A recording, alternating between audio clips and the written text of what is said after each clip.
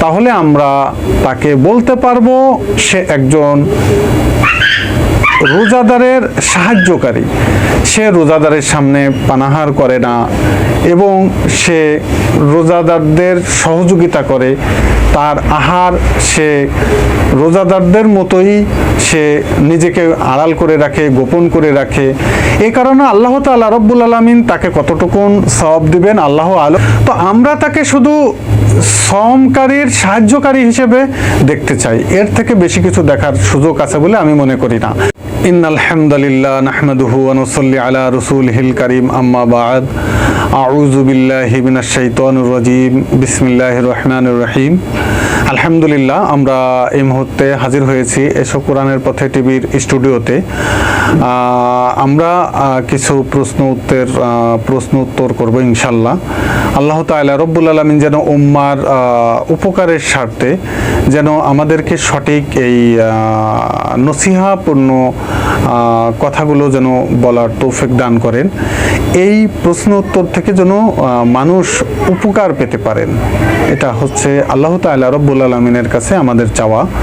আমাদের কাছে এক ভাই প্রশ্ন করেছেন যে হুজুর, বেনামাজি যদি রোজা রাখে তাহলে তার রোজা কবুল হবে কিনা।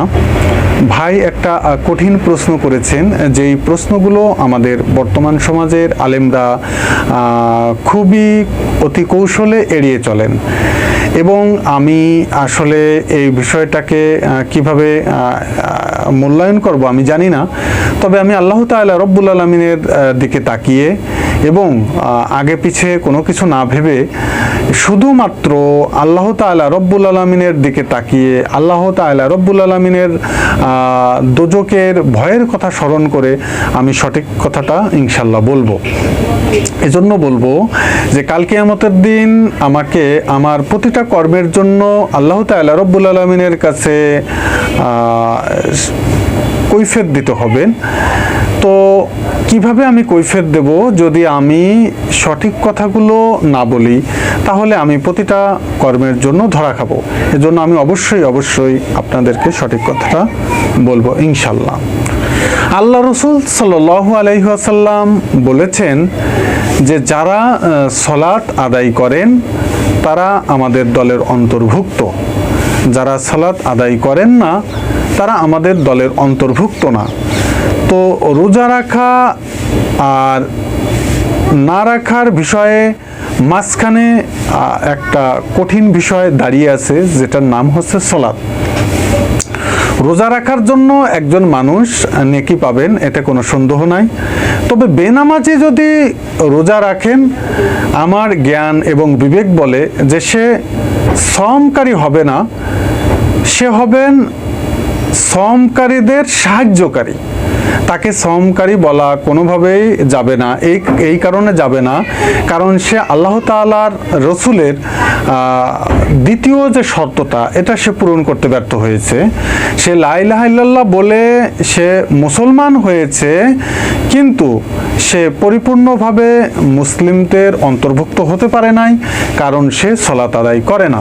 তাহলে বোঝা গেল যে দ্বিতীয় শর্ত হচ্ছে সালাত আদায় করা। সালাত আদায় করা কোনোভাবেই ছাড়া যাবে না, এটা একটা মুসলমানের হচ্ছে কমিটমেন্ট। যখন একজন মুসলিম সে রোজা রাখবে, তাকে বলতে হবে কেন যে সে সালাত আদায় করবে? মুসলমানের সাথে সালাত জড়িত। কেউ যদি দাবি করে যে আমি মুসলিম, তাহলে অবশ্যই সে সালাত আদায় করবে। আর যদি মুসলিম হয়ে থাকে, সে যদি সালাত আদায় না করে রোজা রাখে, তাহলে আমরা তাকে বলতে পারবো সে একজন রোজাদারের সাহায্যকারী। সে রোজাদারের সামনে পানাহার করে না এবং সে রোজাদারদের সহযোগিতা করে, তার আহার সে রোজাদারদের মতোই সে নিজেকে আড়াল করে রাখে, গোপন করে রাখে। এই কারণে আল্লাহ তাআলা রব্বুল আলামিন তাকে কতটুকুন সওয়াব দিবেন আল্লাহ আলম। তো আমরা তাকে শুধু শ্রমকারীর সাহায্যকারী হিসেবে দেখতে চাই। এর থেকে বেশি কিছু দেখার সুযোগ আছে বলে আমি মনে করি না। তবে আমি তাকে অমুসলিম বলবো না, যেহেতু তার ভিতরে বিন্দুমাত্র হলেও ঈমান আছে, আমি তাকে মুসলমান ভাই হিসেবেই গণ্য করব। এবং সে যেহেতু কলেমায় বিশ্বাস করে, আল্লাহ বিশ্বাস করে, রাসূলকে বিশ্বাস করে, এবং শয়তানের ধোকায় পড়ে যেহেতু সে সলাত আদায় করে না, সে ইসলামের বড় একটা হুকুম আদায় করে না, এই কারণে তাকে কাফের বলা যাবে না, রোজাদার বলা যেতে পারে না। রোজাদার হওয়ার জন্য সলাত আদায় করা আবশ্যকীয়, কারণ একজন মুসলমান সলাত আদায় করবে না এটা কোনোভাবে হতেই পারে না। মুসলমান দাবি করার পরে সে সলাত আদায় করবে, এটাই হচ্ছে মূল কথা।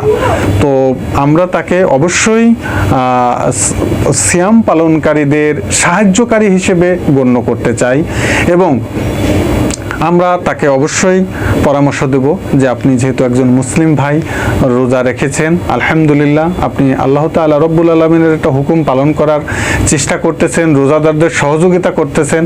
আপনার রোজা কবুল হবে কি হবে না এটা আল্লাহ আলম, আল্লাহই ভালো জানেন, কিন্তু আমরা আপনাকে রোজাদারদের সাহায্যকারী হিসেবে গণ্য করতে পারি। সলাৎ ছেড়ে দেওয়ার কারণে একটা মানুষ কুফরি করলো।